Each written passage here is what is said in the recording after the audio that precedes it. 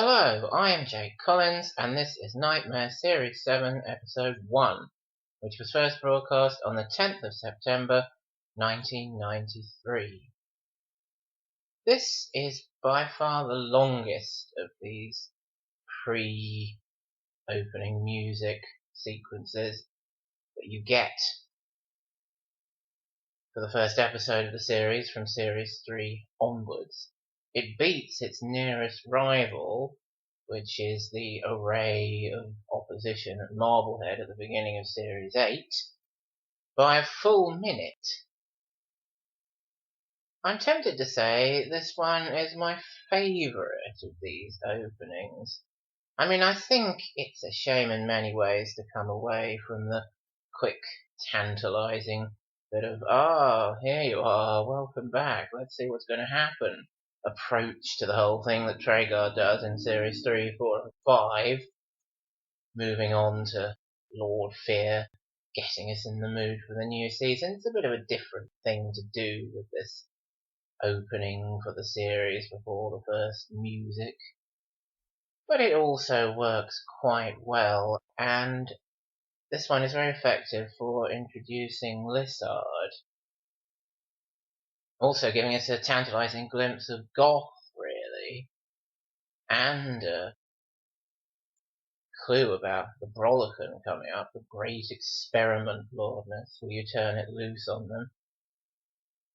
Evidence there that there's some change in backstory for the Brolican, describing it as an experiment. I'll come back to that point in the spyglass, hopefully. But yeah, those tantalising glimpses of Goth there, a very striking new character in Lissard. That's the first thing we see and hear for this series. And then you get the comforting, familiar sight of Lord Fear sitting at his pool of veracity and Lissard coming to interact with him. It works very well to find that balance between exciting new ideas for a new series of Knightmare and the familiarity of things that are going to make it feel like existing Knightmare, so we accept that it is a version of Knightmare. I would say to Traegard here, if you want to come in and find Pickle, don't change your costume.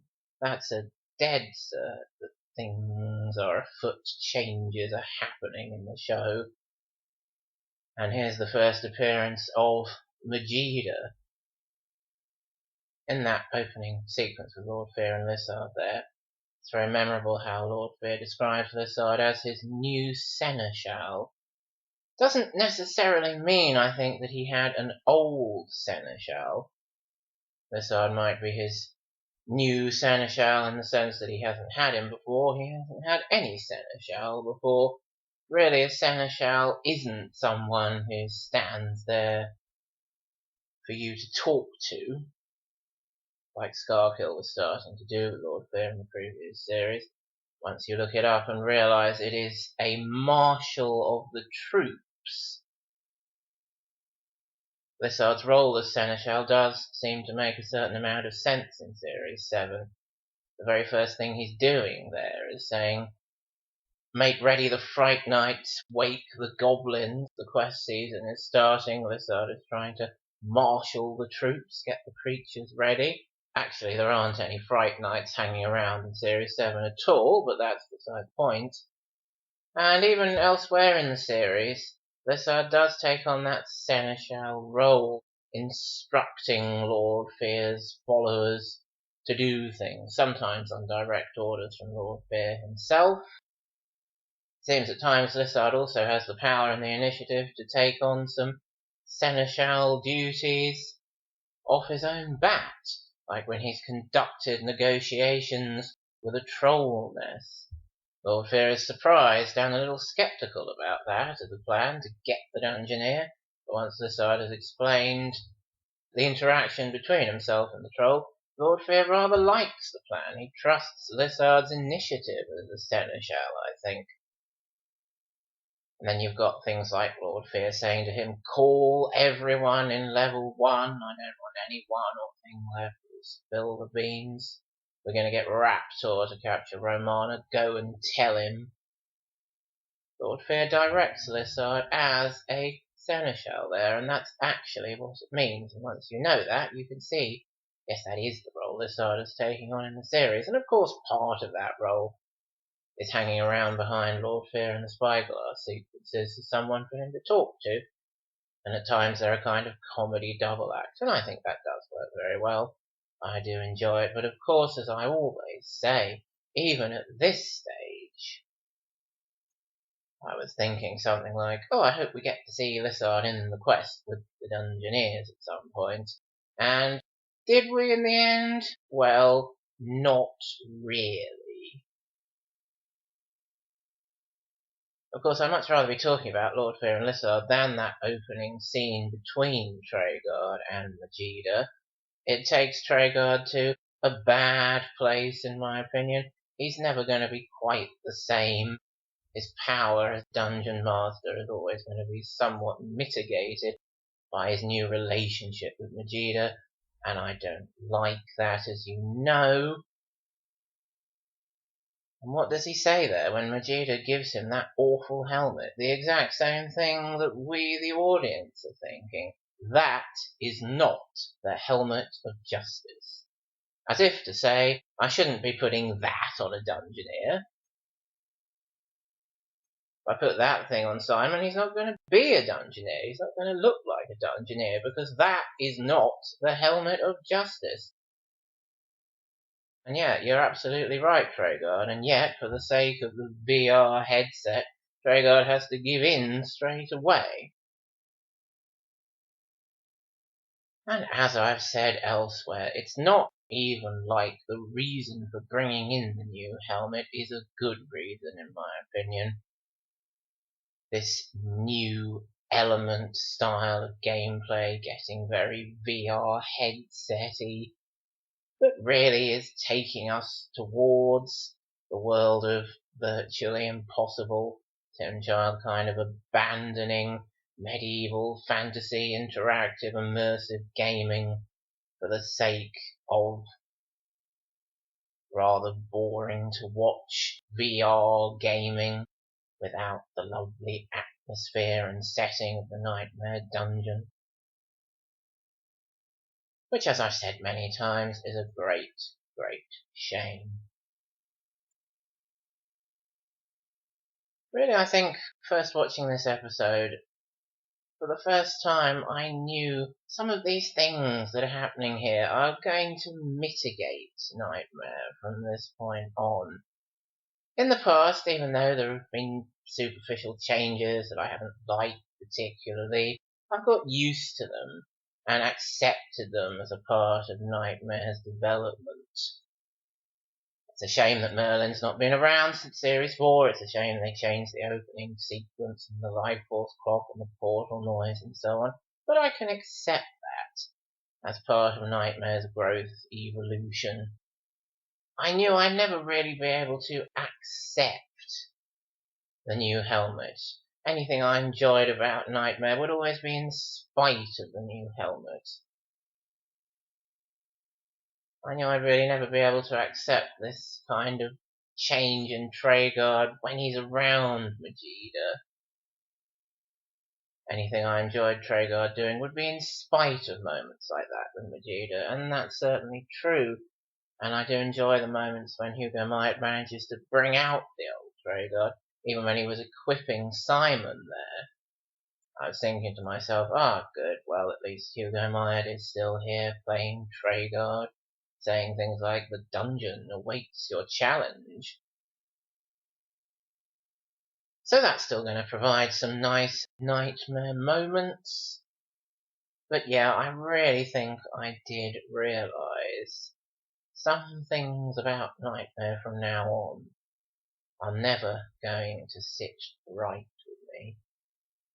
But it seems there's going to be plenty for me to enjoy in spite of that, rather than things I'm going to enjoy incorporating the new stuff that I was initially a bit reticent about, like has always happened before.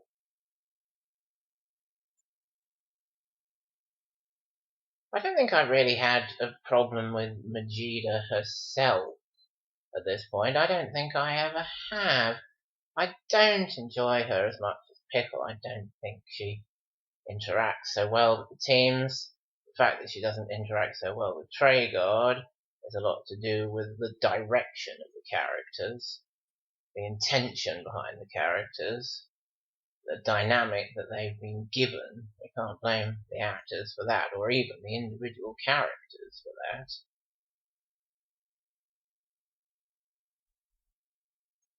I remember one thing my mum said coming in on me, and I think Rosie, watching Knightmare at some point.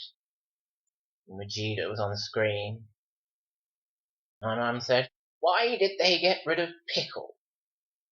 And this wasn't something that happened when Knightmare was first on. It was in the late noughties. She found us watching the Knightmare video, or probably DVD, and the thought struck her that she felt like voicing, why did they get rid of Pickle? And I do think getting rid of Pickle was rather unnecessary and rather detrimental to Treguard as a character. This new dynamic he has with Majida doesn't work at all for me, as I've said. I mean, perhaps it's true that Pickle as a concept and some of his interactions with Treguard were getting a little bit tired. If you ask me, you didn't ask me. When I got the Radio Times and read with Hugo Myers and Jackie Suarez and thought, is Treguard going to be joined by some sort of woman? I don't think I was really surprised there's going to be someone instead of Pickle. It kind of seemed like they're winding him down in some ways towards the end of Series 6. But I do think they could have kept him. They could perhaps have just toned down that old dynamic he had with Treguard and have Treguard have a go at him less. Pickle's contributions to the quest and interactions with the team would still have continued very well into Series 7 and 8 had they been given the chance. It's true that as Majida, Jackie Suarez has a tougher time of putting more of herself into the character and into her interactions with the team and Treguard. Majida, the genie, is very much a character you have to keep up.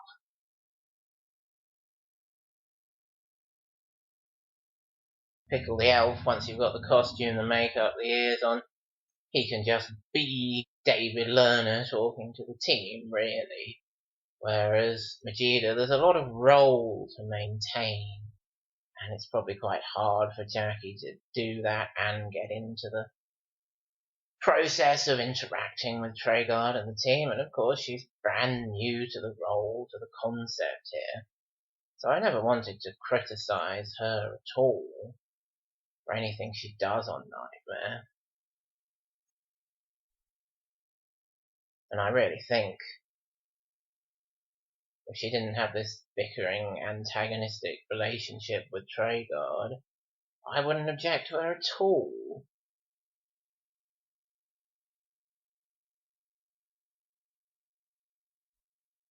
We've learned there how significant Smirkanov is going to be to this series. Roman has explained all about. Since the defeat of the Rogue Red, Lord Fear has sworn to destroy Smirkanov. That's kind of a bit of a retcon, isn't it? Red Death wasn't a rogue red. It was a very typical red. Mean, moody, and malicious, like all red dragons.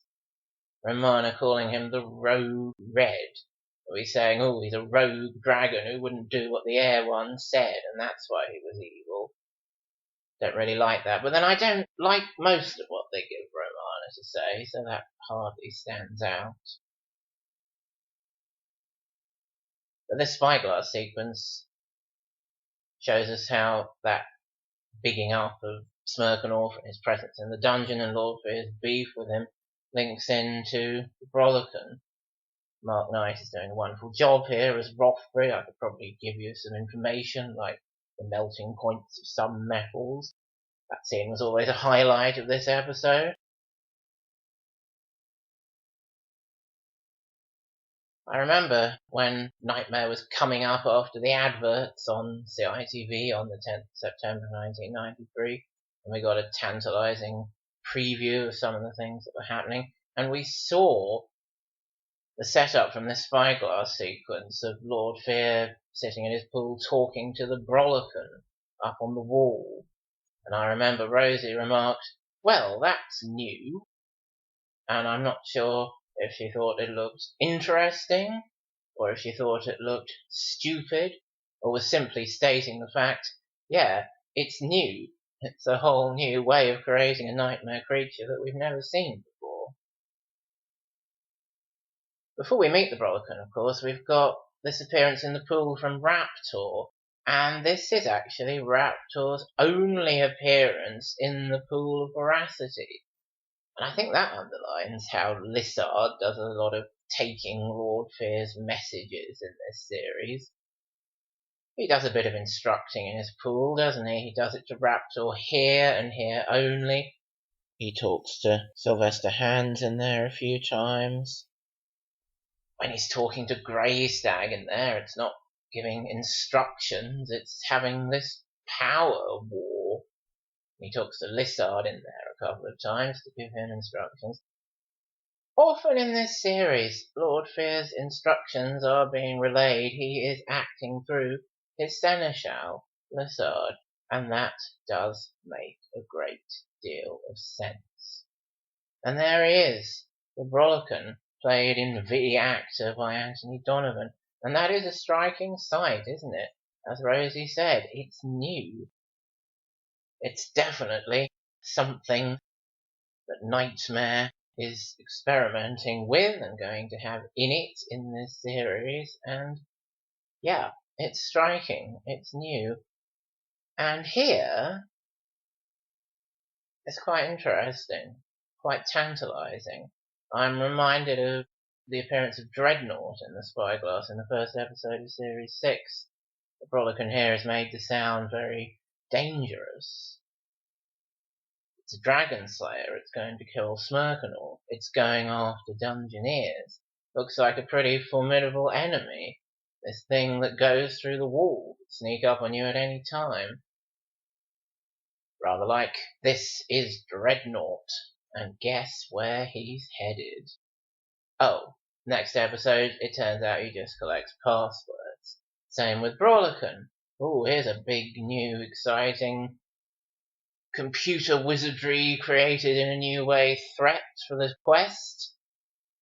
How's that going to play a role in the quest? Episode 2, what happens? It's going to ask you 3 questions and then sod off. Not anything really very interesting or threatening about that. I don't like how the Brolican is used in this series. The technology has been brought in for the sake of it, to make the impressive V-actor face, and he doesn't really play an active, original role in the quests,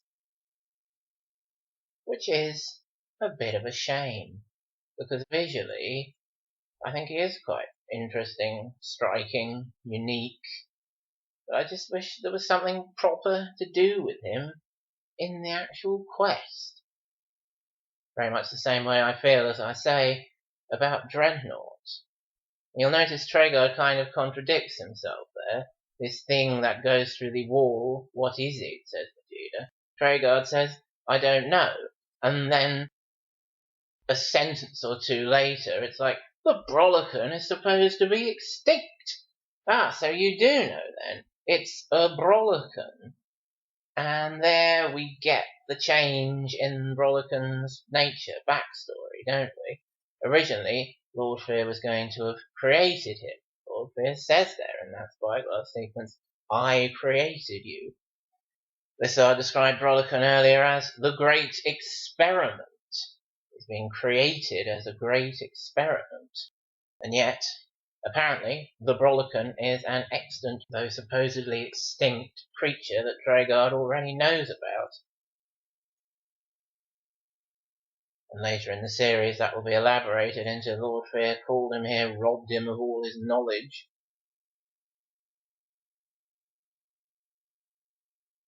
And I think that shows how the concept, the character of Brolican, was made up before the concept, the character of Grimoldine. Why has Grimoldine come to the dungeon? To retrieve the Brolican. Ah, well, Lord Fear can't have created it then, can he? It must be an existing magical creature that Lord Fear has brought here, and now Grimoldine's come to get it back.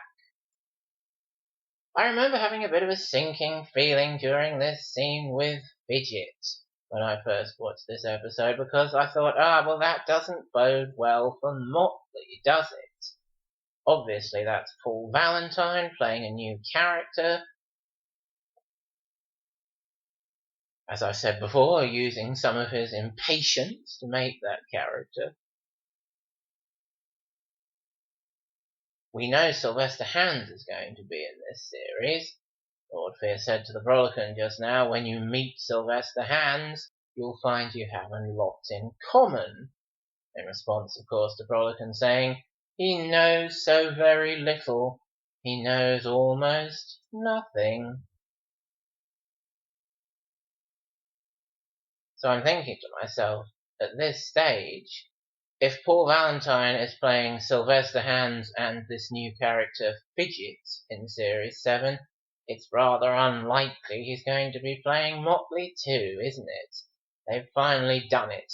They've got rid of Motley because they don't think they can find ways to use him anymore. And I was disappointed that I wouldn't be seeing Motley again. And as I've also said before, I was pleased and surprised when I did see Motley again, and that was a high at the beginning of Series 8 that only served to underline what a downhill slope the rest of it was. They're terrible with names this sort, aren't they? Tell her about Broccolin. Later we've got Grimaldi instead of Grimaldi. Simon doesn't tell her very well, he just comes out with, Lord Fear's using him to kill Smirkanov. Needs a bit more explanation, doesn't it? It's a dragon slayer, it's going to kill Smirkanov. Right, well that was good enough for Romana. Simon does manage to make some very awkward scenes, and advisor in pink, Nicholas, his brother, really helps to add to that awkwardness. I haven't wanted to criticise the team too much in this commentary, but they are quite difficult to watch a lot of the time, particularly in the next episode, in that scene with the Brolican. Only David knows. Tell him you're a dungeoneer. I don't think you should lie to it, says Treguard. He's been trying to tell them that for ages. A sight spell. As I've said before, I was quite pleased to see, we're going to get some more regular spell casting. They haven't been using enough spells lately in Series 5 and 6. That's something that reminds me of the good old days. However, the use of them for seeing magic, I soon came to realise was a very bad idea.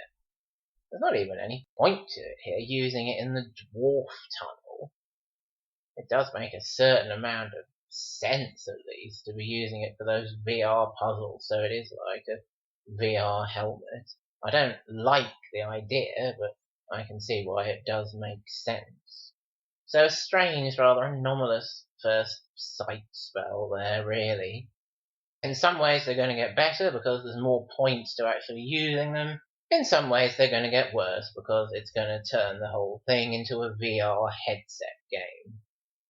Thanks for joining me for this episode commentary.